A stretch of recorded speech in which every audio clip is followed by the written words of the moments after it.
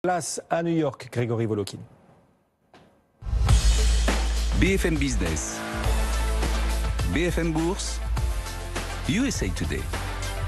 Bonjour Grégory, le président de Mescart Financial Services nous accompagne comme chaque après-midi. On va parler de la tendance à Wall Street, de la petite crise, mini-crise de l'énergie aussi au Texas avec cette tempête de neige inattendue. Il y a eu des flocons jusque sur les bords du golfe du Mexique. D'abord, puisqu'on est dans l'inattendu, dans les choses un peu spectaculaires du moment, on va parler pourquoi pas des crypto-monnaies et du Bitcoin, plus de 50 000 $. Ça y est, Grégory, on a franchi la barre des 50 000 $ sur le Bitcoin. C'est un nouveau record. L'Ethereum aussi sur un nouveau record à 1 800 $.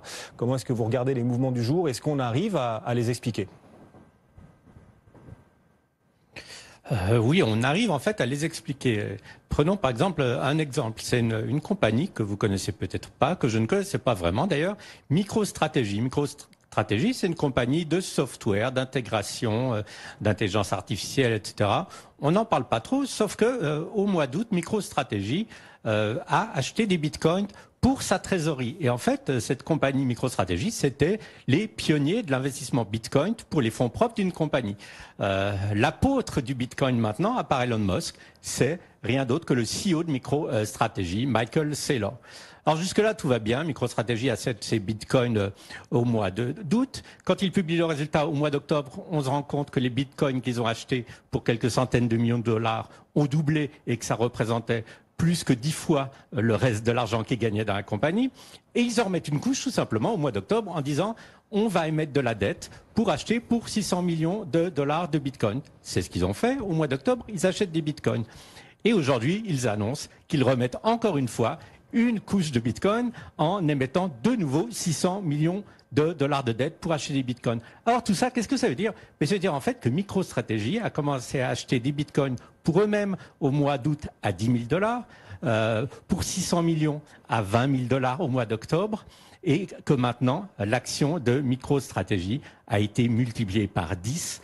Elle vaut 1 000 $, elle valait que 100 $ cet été, et Michael Saylor est devenu le grand ami de rien d'autre que Elon Musk. C'est très intéressant et il est de plus en plus d'actifs finalement corrélés désormais à l'évolution, à l'avenir, peut-être au destin du Bitcoin. On va continuer d'en parler. En tout cas, Bitcoin a plus de 50 000 $ aujourd'hui. Ce qui fait beaucoup parler aussi à Wall Street, c'est cette mini-crise de l'énergie quand même, Grégory, au Texas et dans d'autres États. 4 millions de foyers sans électricité à cause du froid et d'une tempête de neige. Si vous êtes au Texas, c'est pas une mini-crise parce que en fait, il fait moins 20 degrés. À Houston, par exemple, beaucoup plus froid à Houston qu'en Alaska, alors que normalement, à cette période de l'année, à Houston, il fait dans les 20 degrés, au-dessus, pas en dessous de zéro. Qu'est-ce qui se passe? Tout simplement, les gens n'ont plus d'électricité. Il y a 5 millions de foyers qui ont perdu l'électricité rien qu'au Texas, ce qui fait que comme beaucoup de gens se chauffent à l'électricité, évidemment, par moins 20 degrés, c'est pas très agréable. Qu'est-ce qu'il faut dire du Texas? Et c'est là que ça devient très intéressant. Texas est non seulement le plus gros producteur d'énergie aux États-Unis, de pétrole et de gaz, mais est aussi le plus gros producteur d'électricité avec un parc d'éoliennes qui produit 25% de sa production d'électricité. Or, on apprend que dans ces basses températures, toutes les éoliennes ont tout simplement gelé. Il n'y a plus une seule éolienne qui produit de l'électricité, moins 25%. Et en plus, le gaz liquéfié, il est liquéfié, sauf qu'à moins 20 degrés, il y a des risques de gel.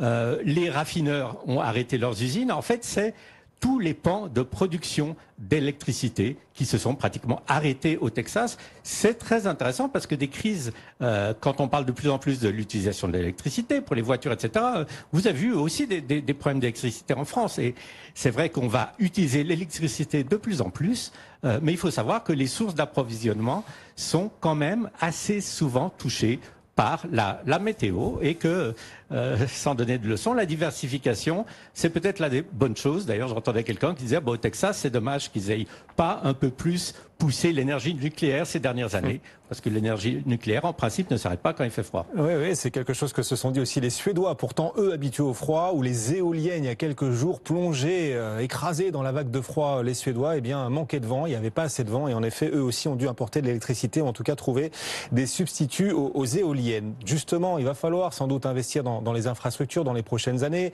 Les plans de relance vont servir à ça. Il y a aussi le fameux plan de soutien qu'on attend toujours de Joe Biden, de 1 900 milliards de dollars. Est-ce que les discussions avancent là-dessus entre les républicains et les démocrates ?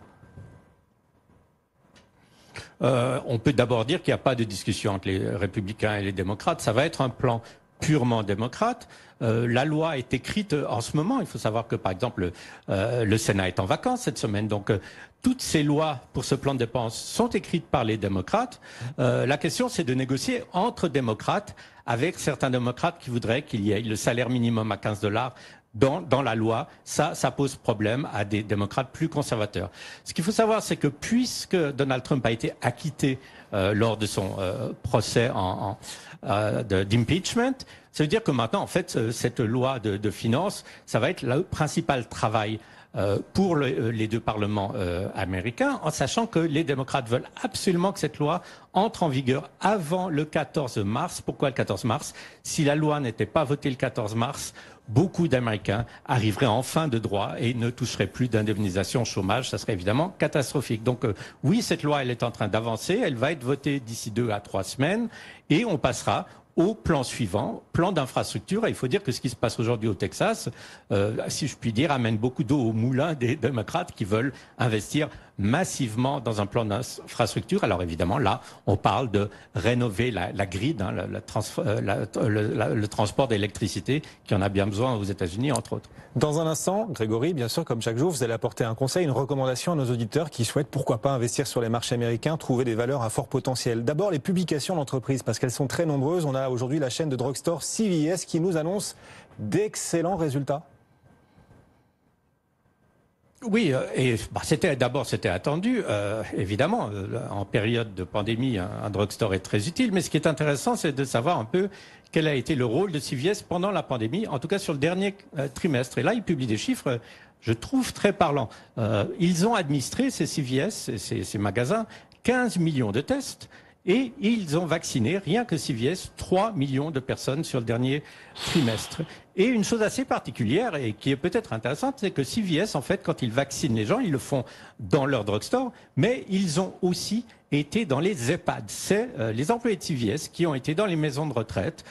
Ils avaient les doses à CVS de vaccins. Ils ont les techniciens pour livrer et pour vacciner les gens. Et ils ont fait des énormes plans pour aller directement vacciner les gens dans les EHPAD. Donc là, c'était une collaboration entre un secteur privé, un drugstore, et beaucoup de maisons de retraite qui, elles, sont évidemment ou bien dépendent de l'État ou sont des compagnies privées elles-mêmes, mais qui n'ont pas les moyens forcément d'appliquer et d'administrer ces vaccins. CVS parmi les titres à surveiller, les titres qui se distinguent aujourd'hui à Wall Street qui a ouvert et qui toujours progresse un petit peu, légère hausse du S&P de 0,3% en ce moment. On suit aussi le titre Goldman Sachs qui se lance, Grégory, dans le robot investing. Qu'est-ce que c'est ?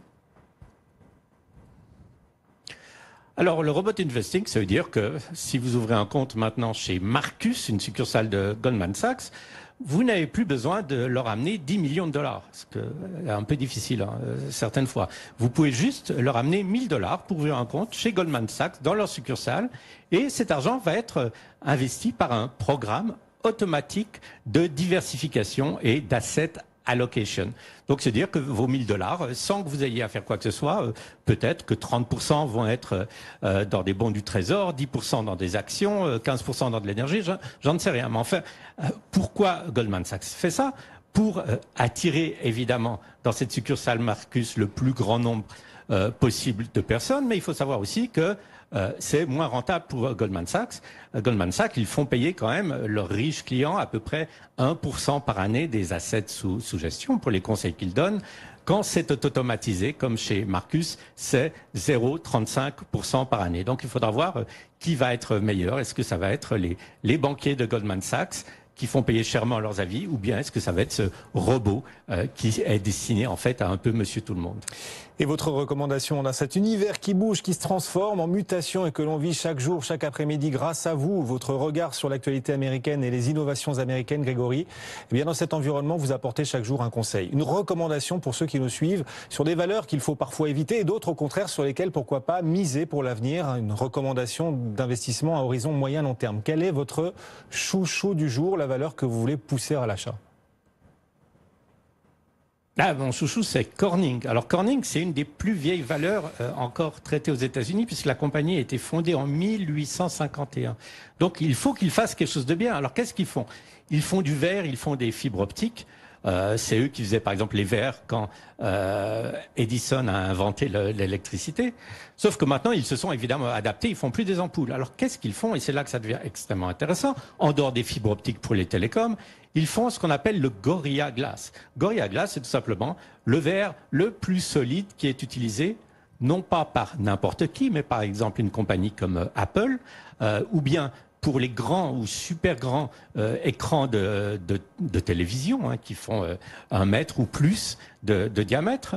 Et par exemple aussi pour une compagnie telle que Mercedes qui fait un tableau de bord, j'ai vu une photo absolument magnifique, entièrement en verre, Gorilla Glass de Corning, incurvé, qui fait toute la largeur de la voiture. Donc Corning a toujours été en fait à l'avancée de l'utilisation du verre, et le verre qui est devenu un produit à haute technologie a de plus en plus d'implications et d'utilisation dans les secteurs qui sont les plus importants de l'économie. Évidemment, les télécoms d'un côté et maintenant aussi les portables, les ordinateurs et les voitures. Donc pour ça, Corning, avec sa technologie de pointe, a prouvé que depuis 1851, c'était un pari qu'on pouvait continuer à avoir.